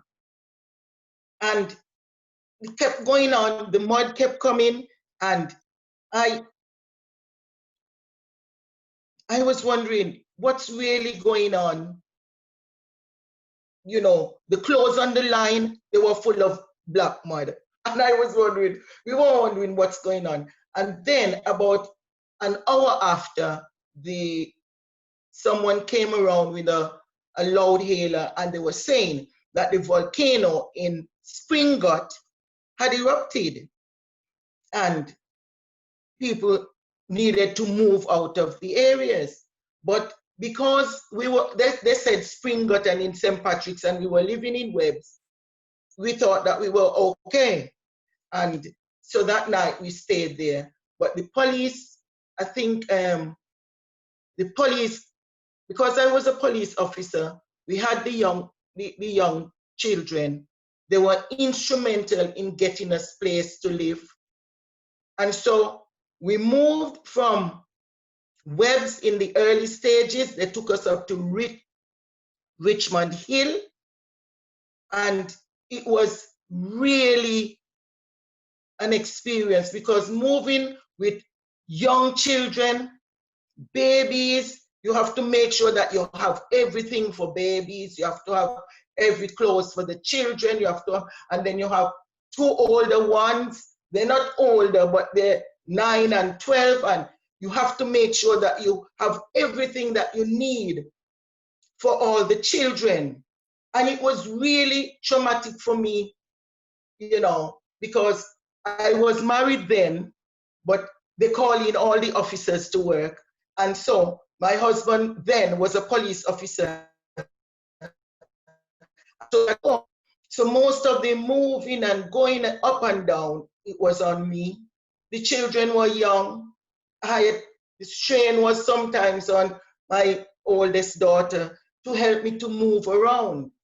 And, you know, remembering, if there are so many things to remember, but if we have to go back on these things, it brings back so much memories of what we went through. And I remembered one day when that big bang that killed so many people, I was coming from Salem clinic. I had Anika, the baby. I took her for her check. And when I was coming, I saw the ash up in the air and I heard the bang and I said, oh my gosh, something terrible happened. And I was walking because I was living in that house just over Bellum Bridge. The police had put us there. And I said, something terrible happened. And I said, God, this thing is gonna catch me on the road, because I was down in the gully. There was a little gully when you come out of Salem, when you pass the shops, and then you have to go down a little hill. to go around to get down to that house. And I said, God, this thing is gonna catch me. And out of nowhere, to be honest, this taxi driver, I think his name was Raleigh. We used to call him Raleigh. And out of nowhere, he came and he stopped. And he said, Sister Monica, where are you going? And I said, I need to go home. And he said, come in quick, come in quick. Something happened up in with the volcano. And I jump in. And when he put me out at the side of the road, and I walked down the hill to the house where we live, as soon as I stepped my foot in the door, everything went black. I couldn't even see my hands. I couldn't see the doorknob to pull it in. Nothing. I had to feel, and I had the baby in my arms. And that time now, I heard screaming down in the Bellum gut. Screaming because that time, the children were on the school bus. They had the school buses parked over in Corkhill because the children were going to Corkhill school. And the school buses were parked there just in case. And so when that happened, they had to take them quickly, but the blackout caught them in Bellum gut. And so we heard screaming down there, and me and the other lady in the home, we started screaming, We couldn't see one another, but we started screaming because we could hear the screaming down in Bellum, and we knew our children were on the buses. So all what's in our head is that we didn't hear no screaming after that, so we just decided all our children are gone, because the two older ones were there and the younger one was at the nursery over in Salem. And so I thought now, when the screaming stopped, I said, okay, that's it, our children are gone. And the two of us, when it cleared up now, and we didn't hear any more screaming down in the gut, the two of us started with one screaming because our children used to go in Corkhill. And we started screaming. And then I think it's the father for the children for the other lady came and said, the children are okay. They managed to get them over to St. John's by the hospital. And that's what comforted us, that the children were okay and he was gonna go and get them. And another thing that I experienced, that night when they had there was another big bang and stones started to fall. At that time, they had moved us from Richmond Hill down to Foxes Bay. Now, they said that down in Foxes Bay is a cutoff because anything happened, nobody could get down to Foxes Bay where we are. We were right down just before you get down to the beach.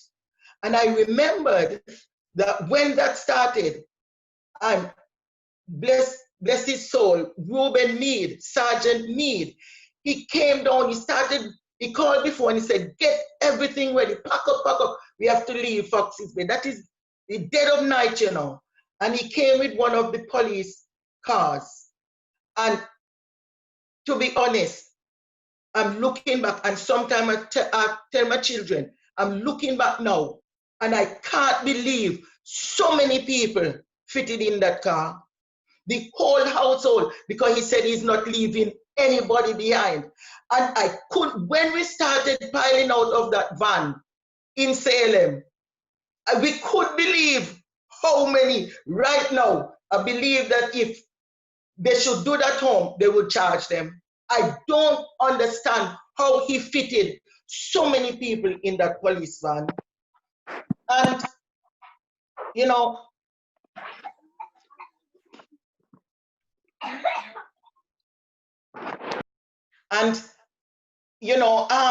these things are but the police, they were very, very instrumental in getting us homes.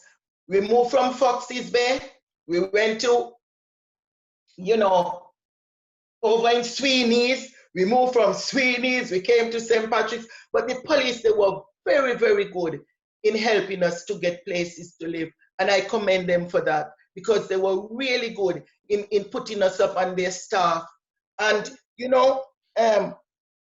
I moved to England in 1995.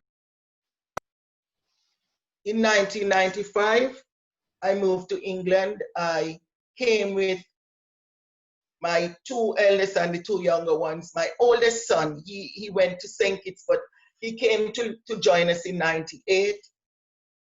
And to be honest, it was really a traumatic experience coming to England with, you could say, 4 small children, because they were all under 15. And, you know, when we came to England, they took us from the airport, and I never knew that in one country, places could be so far. They took us down to Blackburn in Lancashire, and it took almost 8 hours, almost the same time we flew here, to get us from London Gatwick down to Blackburn in Lancashire. When we got there, it was past midnight, going up to 1 o'clock in the morning. And I just sat down in that room and I cried. I didn't even know, because they took us to a hall, and I didn't even know why I was crying, because I had made up my mind to come to England. I wanted to take the children out because it was too much, you know, getting, as the nurse said, to get somebody to take care of your child in Montserrat, you know. And so I decided, you know, I'm going to come out of England, out of Montserrat, because the children, I had to send them to Tortola for a little while. Then I had to go back for them because the lady couldn't keep them anymore. I sent them to Dominica for a little while. Then I had to go back to them for them. So it was really hard. It was really hard to take care of small children during the volcanic crisis. And then when we moved here, being a police officer, I thought then, okay, maybe I could just transfer my knowledge of being a police to here and join the force. But it wasn't as easy as I thought, because I went through all of the things. I passed, I did the medical, I passed, but then they called me in for an interview and said that now I would have to go back for training. And I had to do 6 months training in Peterborough. But I couldn't because the children were small. So I had to forego that, being a police officer here, because I couldn't leave the children for 6 months. Yes, I had my sisters and family here, but 6 months to go away, and you just came here, the children are not settled good and everything. So I had to forego that. But you took the opportunity, and I went back to college and did some more training in admin.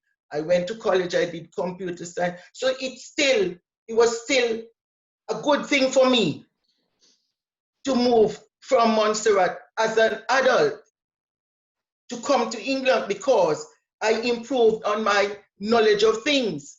You know, now I am doing health and social care that I never knew before, but I studied it here about 7 years ago. I went to college, I studied health and social care and childcare, and that's what I'm doing now. So it was good for me as an adult still to come, you know, because I improved on myself.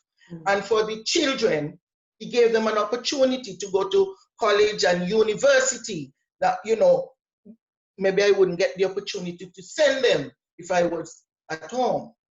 And so it did well for me as an adult coming to England. Yeah, thank you very much, Sister Monica. So anybody want to, because I'm conscious of the time, anybody in the audience want to share their experience or their thoughts about, you know, the question that was asked in terms of, is it easier for children, teenagers, compared to adults? Anybody want the opportunity to let your voice be heard? The floor is open. Anybody, Dee? That's showing. Yeah, we've got some in the comments section. Karine has said, I came to England when I was 12, and to be honest, moving to England felt like a good start over. because in Montserrat we didn't have much anyway, so I didn't really miss much. In Montserrat, for example, we had outside toilets and showers, and here we had everything inside. And most of my family were also in Birmingham, and I got closer to them. And Avril has agreed with her by saying it was cold when we arrived in England. From a child perspective back then, it did indeed feel like a fresh start over and an adventure in a new land and so on. Certainly easier for us. And finally, Jess has said, I said yes, it was easier for children moving to England, but I think it's a mixture for both children and adults. It was easier for children in the sense they got to go to school, so that helped with the continuity of our education, but was also difficult for us because we left all we know, having to make new friends, getting used to the weather, the people, and the way of living. For adults, it was difficult because they couldn't find jobs as easy and still having the responsibility of taking care of their families. Also, the weather, people, and the way of life was also difficult to get used to. Okay. So nobody, something? yes, please. So I said no because I came to England pretty much straight away from the first explosion. And my thing for coming to England, my dad was here, and I remember when all the evacuation stuff, we had to be doing classes my class was down in Salem somewhere under somebody's house, unfinished house. And that was just really disruptive for me. And me personally, I experienced one in Plymouth at Church Road where we had to like run for our life. So that frightened out of me. And my thing was I hated smelling the sulfur. So I came to England on my own as a child, and so that's why I said no. That because there was no real support for me. So that's why I said no. So that's my pick. Okay, thank you. I have a comment. Mm-hmm. Yeah. So basically, I think with this question, it will be mixed depending on circumstance. So I agree with what Dwayne said. Because on the whole, probably it would have been harder for adults because for the kids, they don't have the level of responsibility that the adults would have had to have. But it also depends on the different backgrounds. So, like for those ones who said they had outside toilets and so on, then yes, this would have been a different experience. But it also depends on the mentality of the child, because for here, as they're going into, they were able to go straight into schools and so on, then this is like a continuation. But for the adults, when they're having to find jobs, or if your qualifications wasn't really accepted and you needed to do more additional studies, then this was not as easy. But I would say for me personally, I think it's also the mentality of the persons involved. Because I actually don't live in the UK anymore. I moved to Luxembourg. So that's why I said for your third speaker, I think it was, when she said she moved to South Korea, I thought that was really brave, because you as people, we should learn to adapt and, to embrace different things, different cultures and so on. And when I told my son that we were moving to Luxembourg, he said, "Oh, okay. Will my Xbox work over there, Mom?" So for him, once his Xbox works, he just fit right in, So I think because of his personality and so on, he was able to blend in quite well. And then with a hardworking mom, yeah, no problem. So for me, on the whole, I would say it's harder for the adults than the kids. But yes, for some kids, depending on their personalities and their upbringing, then yes, it might have been a more difficult adjustment. Thank you very much. So You're I'm going to welcome. let that be the final point. I'm not going to add anything more to that. I wholeheartedly agree with that. It's about mindset as well, and being able to adapt. That sometimes is the challenge. So thank you everyone very much for your contribution in the chats, in the conversation as well. And thank you to my guest speakers for agreeing to be part of this evening's session. And last week I mentioned about feedback, so Derenique's going to post up in the chat the link to the feedback, because we've had some feedback. We made some changes to this session from last week, so any feedback, whether good, whether critique on how we can do things better, is all welcome. So please feel free to give us your feedback. And also, there's also opportunity to share your stories as well. So you can do that if you didn't get the opportunity, you didn't want to kind of share in the group in front of everybody, there's the opportunity to go on to this as well and to just give your feedback and your story as well.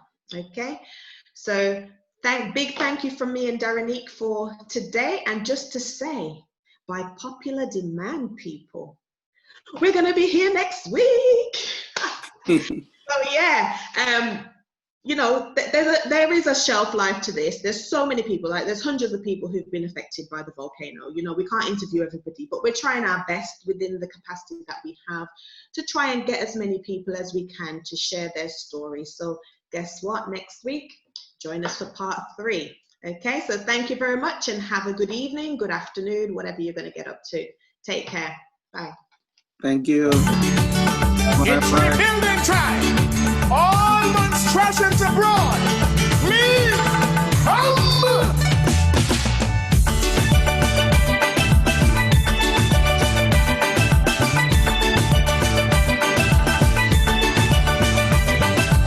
Nobody go run me away from me country. Yeah, me go stay till kingdom come. Sometimes you shake and rumble, act up now and then, but paradise goes settle down again. I love every hill and gully, every brook, stream and valley.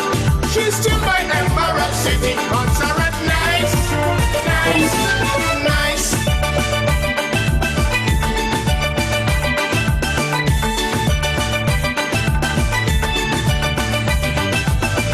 Despite the danger, we held up all together, so you'll have a place to come back to. How could you desert paradise on earth? Constructions don't know what this land is worth. I love every hill and gully, every brook, stream and valley. She's still my emerald city, Montserrat, nice, nice, nice. Oh, still nice, hey, still paradise, hey, still nice.